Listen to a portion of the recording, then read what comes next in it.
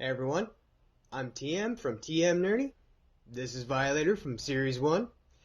I'd like to thank you guys for checking out the Rogue Trader. Make sure you like, subscribe, leave a comment down below, and check out his website, theroguetrader.com. Alright, I'm on up out of here. Stay nerdy, my friends. Hello, traders.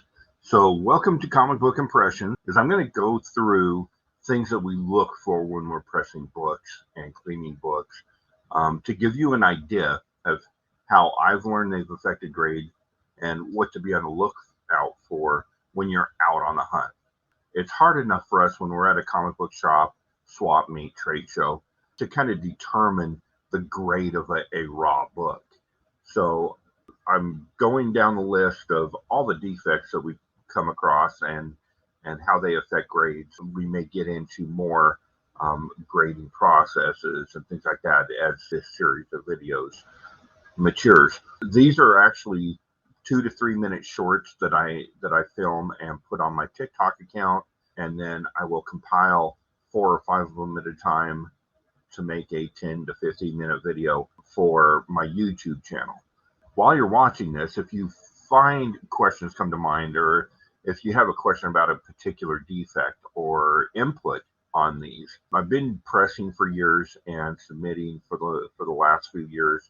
I've got a great deal of experience in grading and, of course, access to the forums and Facebook groups and everything else. So I try to give the best possible information that I can find.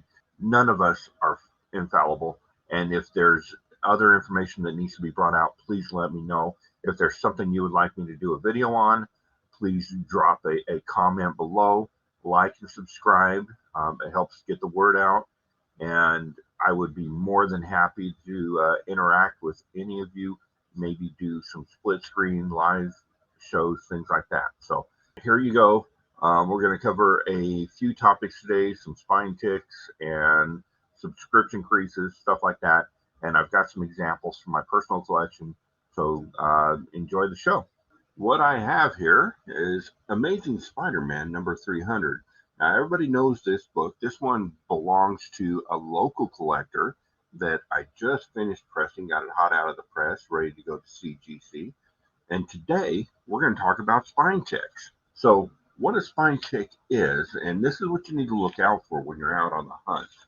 On the spine of your book, right along the top of the spine, you see little dents.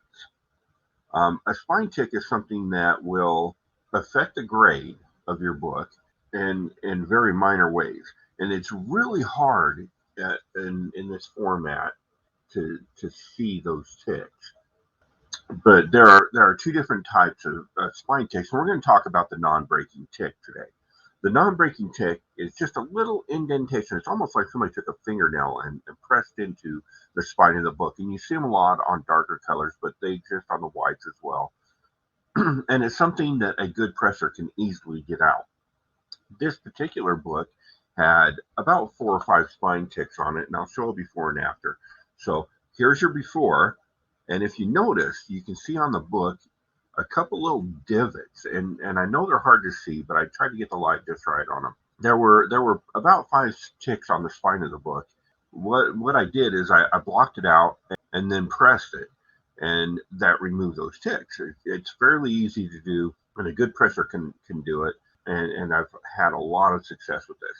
Now, CGC's ruling for spine ticks is you can have 3 non-breaking spine ticks on a spine and still get a 9.8 if everything else is in line with that grade.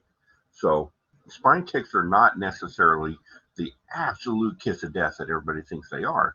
They can be removed, and you can still get a 9.8 with 3 minor ticks that don't break color. Now here's your after shot of the same book, and as you can see, those spine ticks came right out.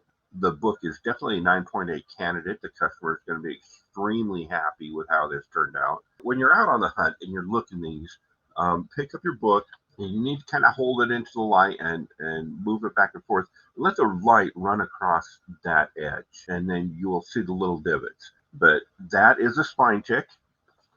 I know we hear a lot about them, and both new and old collectors alike are a little shady on the rules. So 3 non-breaking minor spine ticks and you can still get a 9.8. So keep that in mind while you're out on the hunt.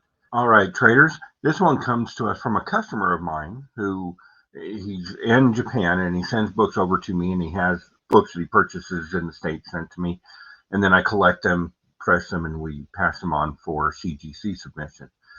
We're going to be talking on this book about color breaking spine ticks. Our last video was about spine ticks in general, lighter ticks, 3 light ticks, and you can still possibly get that 9.8. But this book, if you can tell, you can definitely see the spine ticks along that, where that tick is actually broken the color and given us some stress lines deeper into the book itself. I'm going to post a couple examples that I found online as well, so you can look at those and kind of get a really good idea of what a color breaking tick is. Now, the tick itself can be pressed out, and once pressed out, it's going to lay flat. You can block it up and it'll come out great. As far as the structure of the book, right?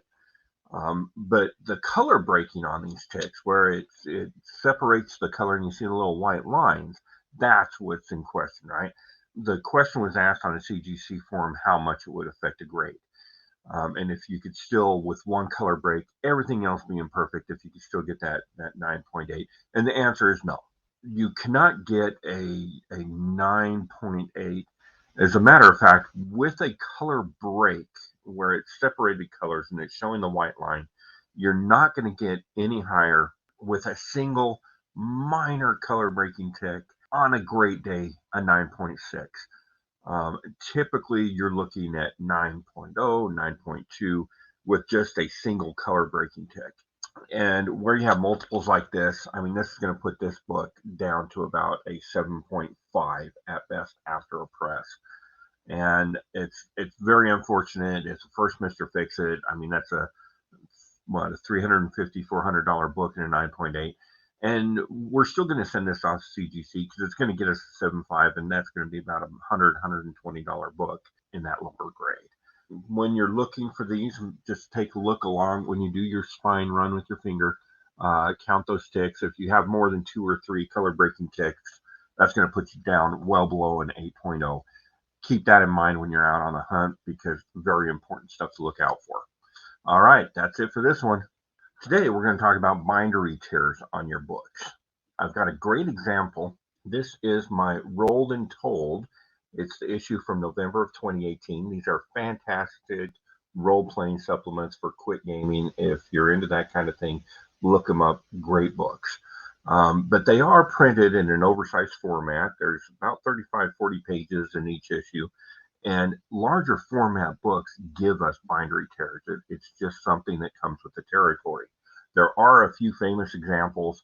One that comes to mind is Saga. Issue number 1 is a book that has been well known for bindery tears, as well as the Stray Dogs cover gallery has quite a few bindery tears throughout the run. A bindery tear is, and I'm going to give you the definition from CGC forums. It says, in comics, it usually is a diagonal tear along the spine that happens when either the paper is folded over during the binding process or when the book is handled after it's bound, where the top and the bottom of the spine have the most tension, and the paper tears during handling or shuffling. Bindery tears are something that happened at the factory. That's why they're called bindery tears. They happen at the bindery. I'm going to show some examples of this same book. I took some great pictures, and we're going to overlay those so you can see kind of close up what that bindery tear is. But it's basically just a little paper chad, and you can see that little hanging piece of paper there. I got it on both corners of that book. It is something that's fairly common within the larger, thicker books. How this affects your grade, modern books with bindery tears, and age has something to do with it. Modern books with bindery tears are fairly common with the larger books, and once you get a title that has that, it has it throughout every book of that run. This particular book, there are like 12, 13 issues, and every single issue has it through the entire run. So in this case, if these were to be graded by CGC, they would not affect the grade because it's something so common that it doesn't really give you an effect. Now, there are some runs, the aforementioned Saga, where it's about 75-80% of the run has bindery tears in the upper left-hand corner of the book. And because of that, they will give you a 9.8 if it's really small, if it's not been aggravated, but more commonly 9.6, 9.4. I've seen them go as low as 9.2 if everything else is in good shape. A 9.2 is not unheard of if you have a larger bindery tear. Size, of course, does matter on that, and aggravation. So a lot of times moving these in and out of bags, that'll catch on the board or the bag and aggravate that and make it much larger. So yeah, bindery tears are something just part of the hobby. It's just kind of quick rush production that causes it. In some cases, dull blades, things like that. So be on the lookout for bindery tears. Know that if the book is otherwise perfect and it is a common defect, that it really isn't going to hurt the grade too badly. This is a comic book that I got back in 1983. I was subscribed to the Teen Titans.